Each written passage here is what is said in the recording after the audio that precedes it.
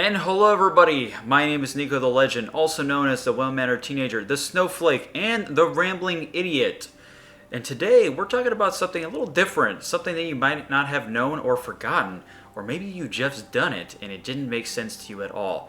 That's okay, because this article is going to help us rectify and hopefully decipher that, or let us know at least what those missing storylines were or are, or still is, and we're still waiting for the climactic conclusion.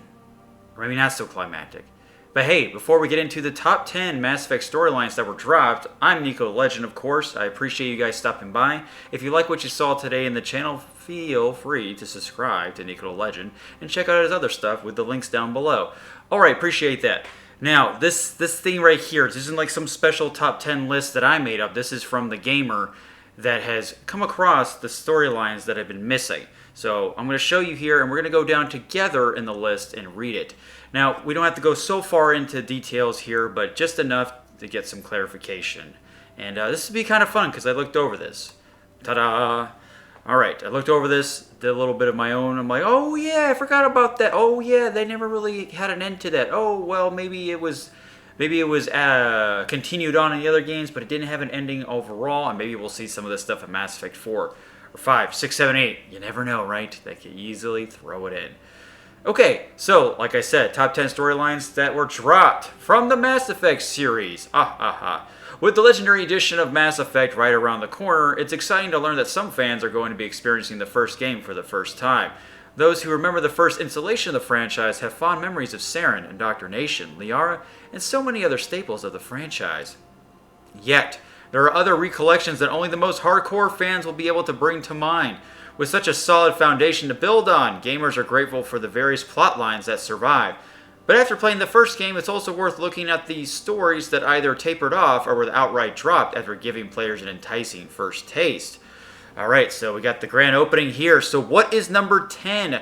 Number 10 is the Keeper development. Do you remember the most monotonous task ever to do in video game history? Just kidding, at least in Mass Effect history. It was scanning the Keepers, and it was heavily tedious and monotonous because of how slow you run on the Presidium. There's no sprinting or anything. If they added sprinting of some kind, or you run a little bit faster in the remastered version of Mass Effect, my god, this quest will not be as deathly. Number 10 is the Keeper development. In the game's very first side quest line, you're tasked with scanning the Keepers. Eventually you discover that they are a pre-Prothean race that has been modified, very similar to the Collectors. But that's about it. You receive no information on how they reproduce, or what their intellectual capacity is like, or how they are connected to the Citadel.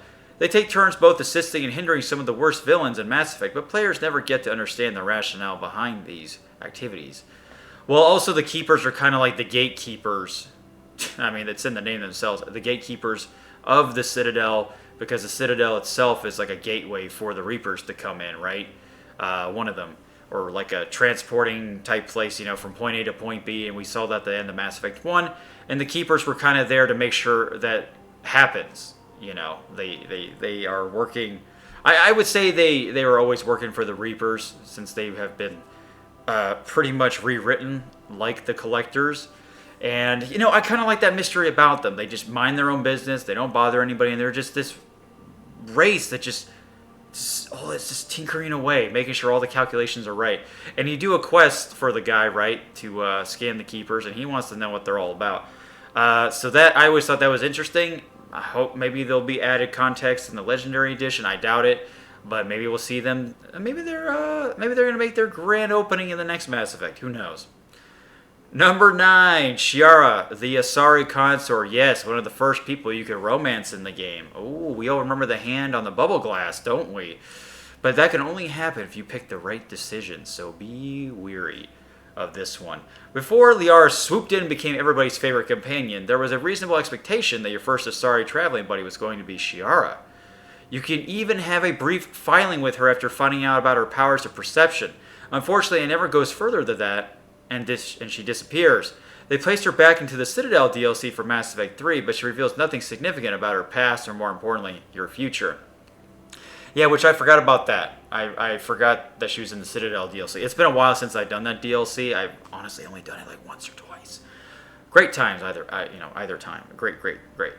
But I do remember her in the first game because she's very prevalent on the Presidium, and you hear stuff about her from some good old Marines in the bar talking about her and stuff, saying, Shepard, you should go visit her.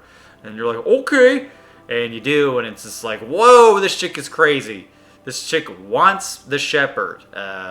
So, yeah, it's unfortunate that she never really got to explain why she does the things she does, right? But another one bites the dust. Number 8, the self-realized AI. Do you remember this? I sure as heck remember this. This is one of the more creepier sci-fi things where the AI becomes too advanced for its own good. I'm not saying that's a bad thing, but the thing's set to self-destruct if you do something wrong, right? It's fun to think about the cool alien races introduced during the series, but what about cool AI types? Even before Legion made the Geth a race that felt relatable, there was a renegade AI on the Citadel. After locating this AI, Shepard learns that it's trying to escape and it's funneling credits to fund its adventure. You destroy it, of course, but this was the first time meeting an AI that self-realized and was not created. You never find out if there are others. Aww. It's really sad. So I never got to live the life I wanted to, just failure to launch, pretty much. Yeah. I always like stories in sci-fi that has the AI or some kind of computer that's out to kill you. You know, it's very cliche, of course, but what sci-fi story isn't these days? I always appreciated that. See, this is fun, guys. We get to see stuff that we probably forgot, and we're like, oh yeah, I kind of remember that, or maybe you haven't done it.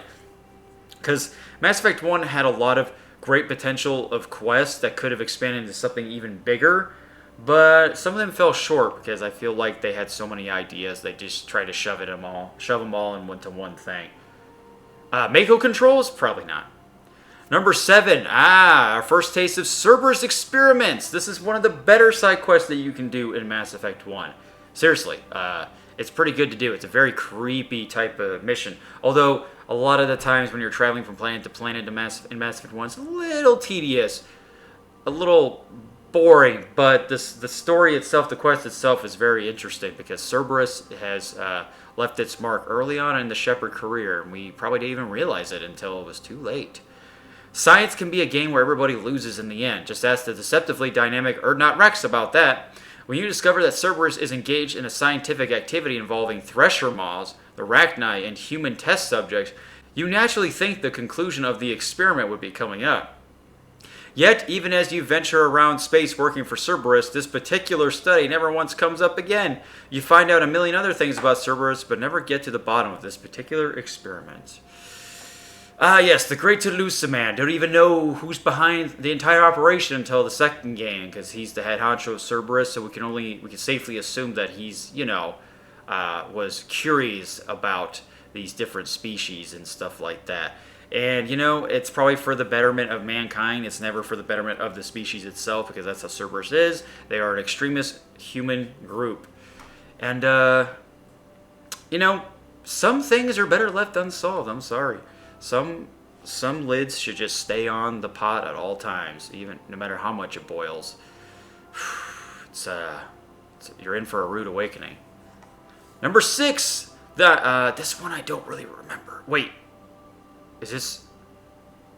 I thought that was Conrad Werner for a second. It looks like him, just with blonde hair. This time around, it's brown hair. The Terra Firma Party. People will be divided on whether or not the human-loving Ashley Williams deserves to be on the list of the most beloved Mass Effect companions due to her occasionally bigoted statements. Yet when she condemns the Terra Firma Party, or human-first political wing, that certainly opens your eyes about how radical they must be. Oh, I kind of do remember this. Okay. The movement was going strong, and then it completely dies out by the time the next game rolls around.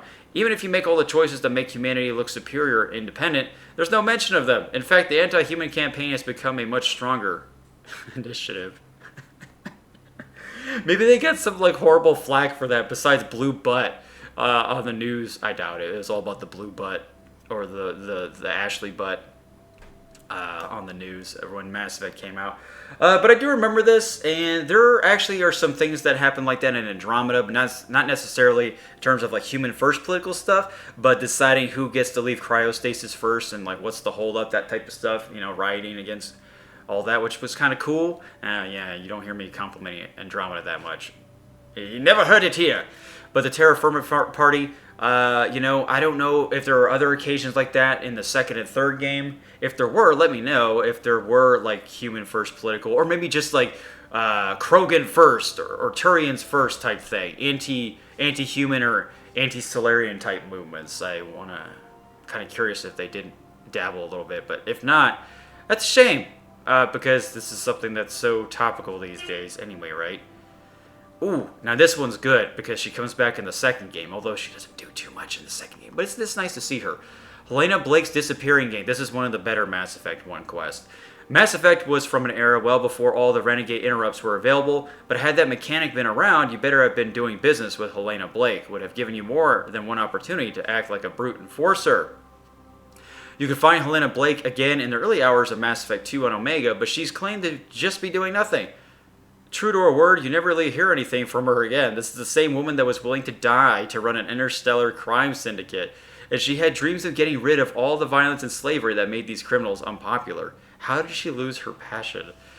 I could say she lost her passion because once you put all your pride and joy into one project and it turns out just to be not good or it never lifts off the ground, it's pretty earth-shattering. It can really just dominate the soul or the body and mind to where you kind of feel worthless and you just want to just be on cruise control for a while. And that R&R always never sounds bad. It takes a long time to come back into something that Helena Blake probably put everything she had into this whole system that she was trying to get set up. Yeah, it's, you get burnt out pretty easily. But this, like I said, it's just cool to see her in the second game chilling. She remembers you. But it doesn't seem like she's completely worthless. She's just chilling for now. She's just Omega and chilling. Okay, number 4, the L2 resolution. On one hand, there is some degree of political resolution for the L2 biotics, having been cast aside by society and ignored by the same politicians that were responsible for their pain. With the right decisions, you can get them some monetary reparations. But money doesn't fix all problems. The issues the L2s are having, even with the lightest symptoms, are crippling headaches and inability to focus. They did mention that surgery was possible, but brain damage was a side effect. It's hard to believe Shepard, who knows Chloe, Mikhail, Dr. Chakwas, and various other medical prodigies, never managed to find a permanent solution to this problem. Yeah, and if you talk to Caden talks all about the L2 implants and stuff, and how the L3s were better and stuff. You get kind of a background a little bit on that, if you like talking to Caden. But the L2 resolution, I remember this, you go on a ship and you try to rescue these people, try to negotiate with with the guys with the guns, pointing at the politicians with no guns, but their guns are their poisonous words that have, well, to these guys, have not done a good enough job to make sure that the L2 patients or candidates or people themselves get the treatment that they properly deserve. But it's nice to see some little conflict resolution there if you can pick the right decision where everybody comes out alive, if you think it was the right solution. We'll never know, will we? Number 3. Oh, now we're in Mass Effect 2. This was supposed to be, now this is huge. We're already close to 14 minutes into this, but if you guys stuck around this far, I appreciate it. Number 3. This right here is one of the most iconic storylines that never saw the light of day because of Mass Effect 3's rush development. This was supposed to be the main threat. If not the main threat with the Reapers, then a huge DLC or something that had to do with the storyline changing its course. I'm telling you, this shit is crazy. And you barely even get to know about it in the second game. And it's insane. It's insane. Now, if you ever want to look up the original storyline with Mass Effect 3, you can just look it up on the internet and just type in Mass Effect 3's original storyline, and Drew Carpesian will let you know that he was going to go with the destabilizing suns or the energy of the suns being sucked out, with the whole dark energy thing going on. Oh my god, that would have been nuts. Okay, number 3 is Stabilizing Suns. This one will shock no Mass Effect fans who read the news that the ending of the series was supposed to be a lot different. Specifically, the writers were toying with the idea that dark matter was possibly being intentionally diverted into certain suns, like Haystrom's sun in an effort to make them die out early. Who is behind it and what kind of technology did they have? Sadly, we'll never know. The team went in a different direction with the ending, and this particular point about destroying stars was left on the drawing board. Oh, instead we got the Macguffin storyline in Mass Effect 3. I'm not saying it's terrible, but it's way less interesting than the Stabilizing Suns because there's such a big mystery behind that. I'm always going to go that it was the Reapers doing some crazy experiments on this stuff because they're the god sentient race of this story, and why not have them dabble with certain things like that? Because they think nobody else is going to stop them. That's the arrogance. They allow you to know about them. They allow you to do everything that you do to this day. Well, it shows what they know, right? Now, if you get to see anything about this in the next Mass Effect game, that would be awesome. But if you guys have never seen this and the first time, this might be a big revelation, and check out that article that they're talking about. It's huge, man. It's absolutely huge. There should be like a fanfic of the Stabilizing Suns with the dark matter. I'm telling you. Anybody out there, drop the link down below if there is. Number 2! Oh, a big fat number 2, the Reaper origin. After meeting and killing the ever-mysterious Sovereign / Nazara in the first game, I didn't know that was his other name, you naturally assume that you will find out where these Reapers came from and uncover a way to stop the attack at its source. This never comes to fruition, unfortunately. You do get certain pieces of trivia, like that they were created, countering Sovereign's claim that they always existed. But you never find out about the race that made them and where they were stored. You made a device that kills them where they are before getting to see that location for yourself. And you thought the Leviathan DLC answered everything? No, not really. It pretty much just talks about the Reapers being created and how the Reapers went against their own devices, their own creators. Pretty much how the Geth went against the Quarians. Sorry. It's kind of like that, and then the Geth and the Reapers just started to do their own thing, and but the Reapers still were programmed. They still wanted to do the mission that they were programmed to do, and they don't know why they kept doing it. They're like, all right, whatever, shrugs. Let's just keep doing this vicious cycle. Yeah, it doesn't really get too much further into that, but maybe Mass Effect 4. I'm telling you, these last 3 are huge. That they can still do it. It's not the end. Mass Effect is still alive, and hopefully we get the answer. Mass Effect 1. Just kidding. Number 1. You thought it was going to be another Mass Effect 1. Who is Armistein Baines? Armistein Bones. Who could possibly forget Garrus? The first time you join forces, you stop a shakedown at the hospital.